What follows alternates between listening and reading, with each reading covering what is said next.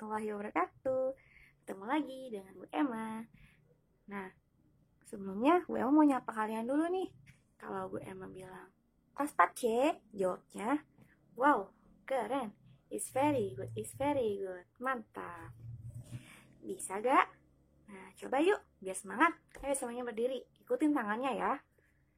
Mana kelas 4C? Wow, keren. It's very good, it's very good. Mantap. Oke, tahan dulu dong untuk kita semua. Udah semangat nih pagi ini. Nah, kita hari ini mau belajar tentang matematika. Ikuti terus ya video dari BMA. Oke, materi matematika kelas 4 setahun ini ada 6 bab. Pada semester 1, kalian harus belajar tentang pecahan, lalu FPB dan KPK, dan aproksimasi atau taksiran, pembulatan. Lalu di semester 2, kalian belajar bangun datar, statistika, dan pengukuran sudut. Harus rajin belajar dan berlatih di rumah.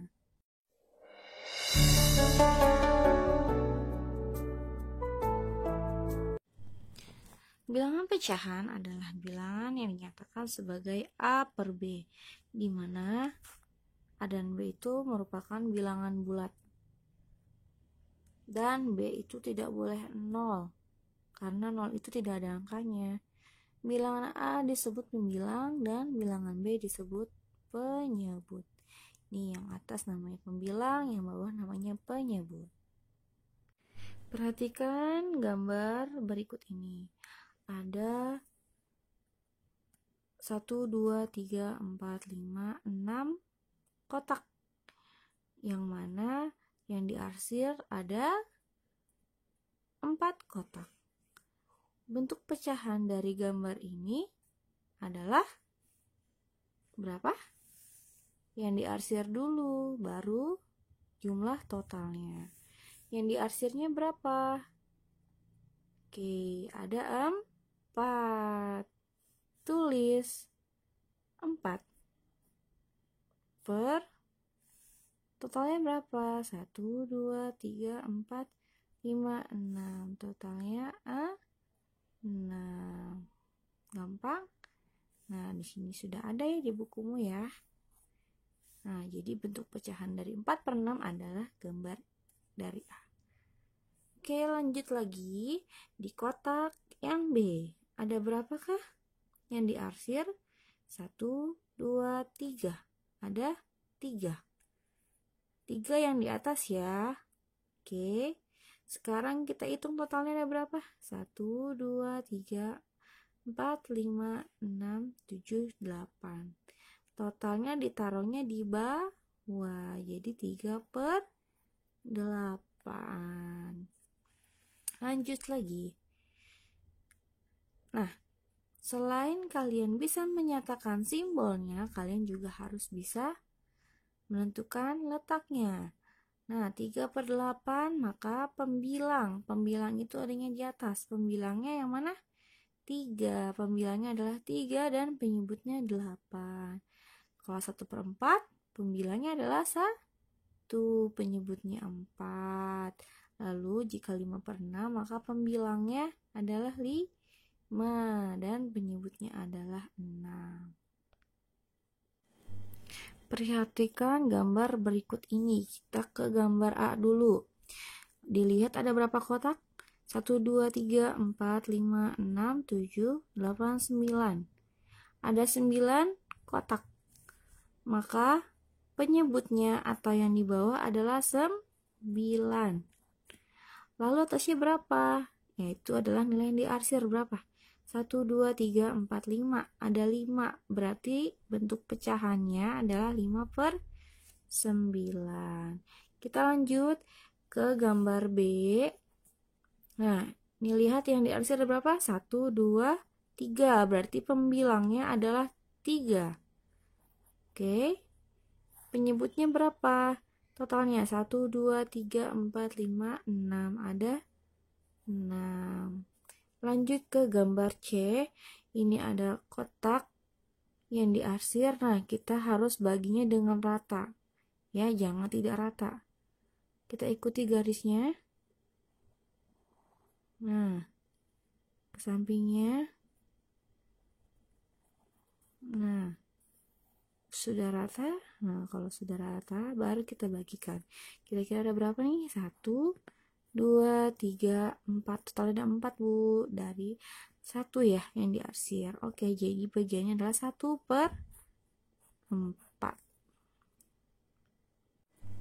Kita lanjut ke bentuk-bentuk pecahan. Pekan lalu, Bu Emma sudah memberikan video tentang bentuk pecahan. Nah, di sini ada pecahan biasa. Dan juga ada pecahan campuran. Pertama, kita harus pelajari tentang pecahan biasa dulu nih. Pecahan yang sudah kita pelajari, ada pembilang dan penyebut, itu namanya adalah pecahan biasa. Nah, pecahan biasa yang dapat diubah menjadi pecahan campuran adalah pecahan tidak murni. Ya. Jadi, pecahan yang dapat dirubah ke dalam pecahan campuran merupakan pecahan tidak murni. Karena pecahan biasa, pecahan yang murni itu hanya terdapat pembilang dan penyebut, atau hanya ada atas dan bawah. Kalau pecahan tidak murni atau pecahan campuran, itu di depannya ada namanya bilangan cacah. Ya, jadi ada satu bilangan lagi yang ikut sama mereka. Gitu. Ayo kita menalar bersama-sama ya. 7/5. Nah, ini pembilangnya lebih besar dari penyebutnya. Kira-kira dia termasuk pecahan campuran atau pecahan biasa? Ya. Kalau atasnya lebih besar dan dapat dibagi oleh yang bawahnya, maka dia adalah pecahan campuran.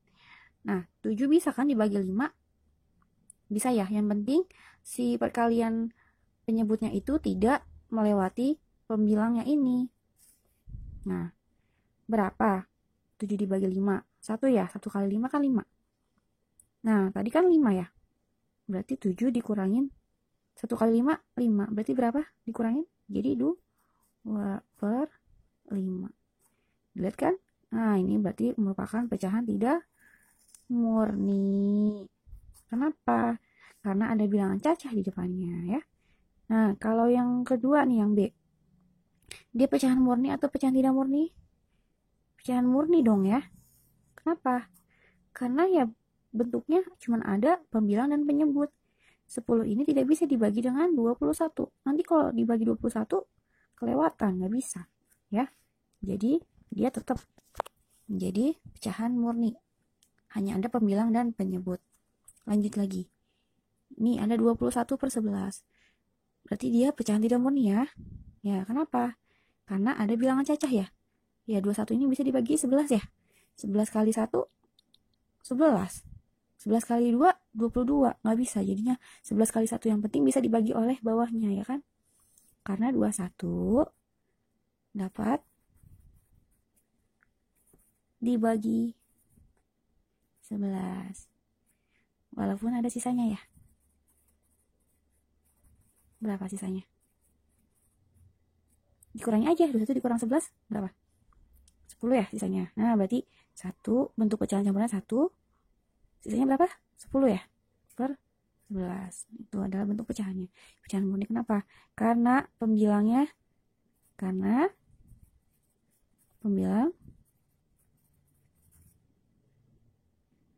kurang dari penyebut.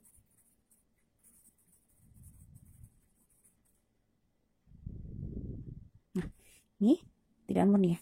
Karena si pembilang dapat dibagi oleh penyebutnya ya. Pembilang dapat dibagi oleh penyebut. Ya. Lanjut kita ke pecahan campuran atau pecahan tidak murni.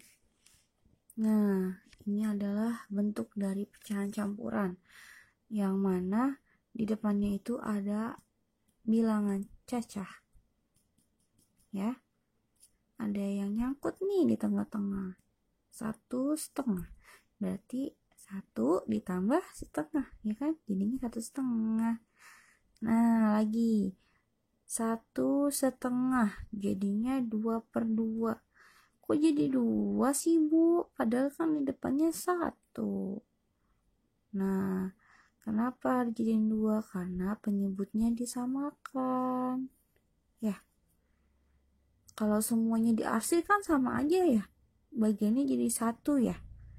Nah, sama aja kalau misalnya penyebut dan pembilangnya itu sama. Jadi 1 jadi nilainya. Nah, jadi 2/2 ditambah setengah, hasilnya 1/2 ya. Lanjut lagi. 1/2 sama dengan, ini dijumlahin ya, karena penyebutnya udah sama. Jumlahin deh, 2 tambah 1 ya. Karena sama jadi 1 aja ditulisnya. Jadinya 3/2. Gampang ya. Lanjut lagi. 1/2 sama dengan 1 dikali 2. Nih, jadi 2 dikali 1 berapa? Lalu ditambah si sisa ya. 1 kali 2 tambah 1 dibagi penyebutnya berapa ya. 2 kali 1 2 tambah 1 3. Nah, per 2. Yuk kita merubah pecahan campuran menjadi pecahan biasa. Pertama, dikali dulu penyebut dikali yang depan. 3 kali 2 6 ya. Tambah sisanya berapa? 1 dibagi penyebutnya 3. Berapa hasilnya? 7/3. Ini merupakan bentuk pecahan biasanya 7/3. Nah, untuk kedua, kalian coba ya di buku tulis, lalu fotokan ke Bu Emma. Kita lanjut ke pecahan desimal. Desi artinya 10/10. Pokoknya penyebutnya harus ada nolnya ya, tapi nggak boleh 0. Harus ada angka satunya di depannya. Seperti 10, 100, 1000. Yang nanti hasilnya itu ada tanda koma. Itu namanya desimal ya. Desimal itu ada tanda komanya. Seperti contohnya pecahan desimal dari 0,5. Kalau dirubah ke dalam bentuk pecahan biasa, maka angkanya berapa di sini? 5. Tulis di atas. Nah, ada berapa angka nih di sini? 1. Jadi nolnya 1 aja, tapi depannya harus ada satunya. Ya, taruhin nolnya 1, jadinya 5/10. Bagaimana cara membaca bilangan desimal berikut? Ayo, gimana nih? 0,15. Kita tulis aja angkanya ya. Nah, di belakang koma angkanya ada angka berapa? 15 ya, pokoknya setelah angka 0 ada angka 15. Tulis angkanya 15 dibagi.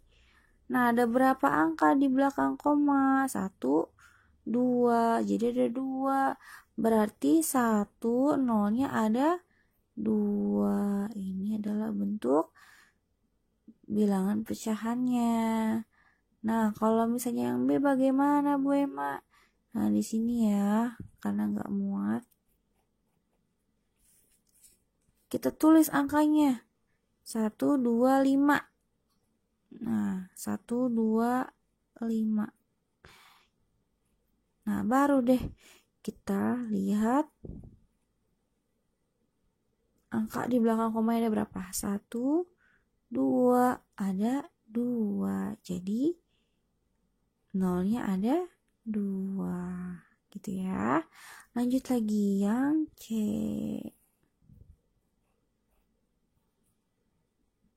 Berapa angkanya? 225. per. Ada berapa angka belakang koma? 1, 2, 3. Ada 3. Jadi nolnya juga ada 3. Nah, mudah ya. Nah, kita ke pecahan persen. Sebenarnya persen sama desimal sama aja. Bedanya kalau desimal itu per 10. Kalau persen dia harus per 100. Jadi persen ini sebenarnya termasuk ke dalam pecahan desimal, tapi desimal tidak termasuk ke dalam persen karena nolnya kurang atau bisa kelebihan. Dan di persen ini harus ada 2 ya, karena nih nol ada 2 ya kan. Jadi per 100. Nah, ini bisa gak? Berapa persen kah pecahan 2 per 10? Berapa tuh? Berarti bawahnya harus nol ada 2 biar ketemu bilangan persennya. Harus dikali 10 lagi ya. Nah, kalau di bawahnya dikali 10, atasnya juga harus dikali 10. Ya, biar sama. Nah, kali 10. Jadi 2 kali 10, 20 per 100. Jadi bilangan persennya sama dengan 20%. Ya, karena ada 2, jadinya persen bentuknya ya. Nah, ini gimana Bu nih? Berapa persen kah pecahan 17 per 25? Nah, ini harus dijadikan 100 bawahnya biar jadi persen. 25 kali berapa hasilnya 100? 25 kali 4 ya? Kali 4. Berarti atasnya juga dikali 4. Nah, 4 kali 7 berapa? 28. 2 simpen. 4 kali 1, 4 tambah 2 tadi. Jadi 68 per 4 kali 5, 20. 2 kali 4, 8 tambah 2, 100. Jadinya hasilnya 68 persen.